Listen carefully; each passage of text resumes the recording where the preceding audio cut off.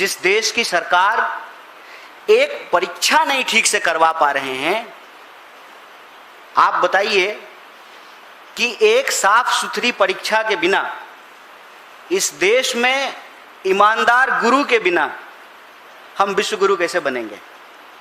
कल सुबह सुबह प्रधानमंत्री जी का मेल आया उनके ऑफिस से और विदेश में उनकी उपलब्धियां गिनाई जा रही थी और देश में लगातार सुर्खियों में यह बात बनी हुई है कि पहले नीट और फिर सीबीएसई का मामला।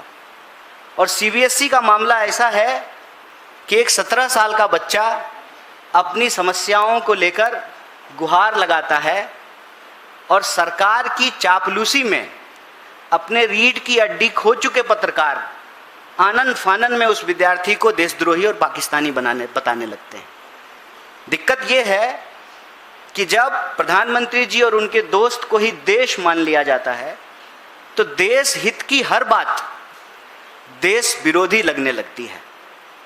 आप हमें बताएं कि प्रधानमंत्री परीक्षा से पहले परीक्षा पर चर्चा करते हैं, परीक्षा होती है, पेपर लीक हो जाता है, परीक्षा पर चर्चा करके रील बनाने वाले प्रधानमंत्री साइलेंट मोड पर चले जाते हैं, चुप्पी साध लेते हैं।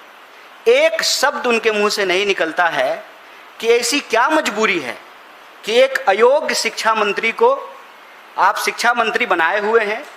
साहब वो आपके ही कैबिनेट के मंत्री हैं, ट्रंप नहीं है कि 45 डिग्री में आप कांप रहे हैं उनसे इस्तीफा लेने में, उनको उनके पद से हटाने में। ऐसी क्या मजबूरी है। आप पिछले 2 सप्ताह के घटनाक्रम को देखिए। नीट का पेपर लीक होता है और पेपर लीक होने पे दलील ये दी जाती है कि पूरा पेपर लीक नहीं हुआ है। पूरा पेपर लीक कब होगा? जब क्वेश्चन पेपर न्यूज़पेपर में छप के आएगा।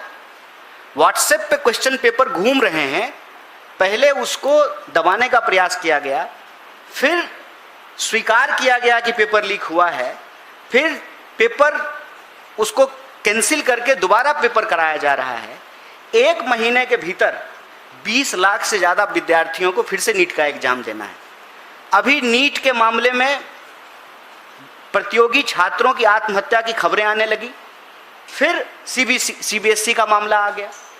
ऑनलाइन स्क्रीनिंग के इतने मुद्दे उठ करके आए, इतनी समस्याएं उठ करके आई और उस पर जवाब देने की बजाय सरकार के समर्थक पत्रकार जो है विद्यार्थी को ही पाकिस्तानी बताना शुरू कर दिया। आज इस देश की स्थिति यह है कि यह सरकार एक भी परीक्षा ठीक से कंडक्ट नहीं करवा पा रही है।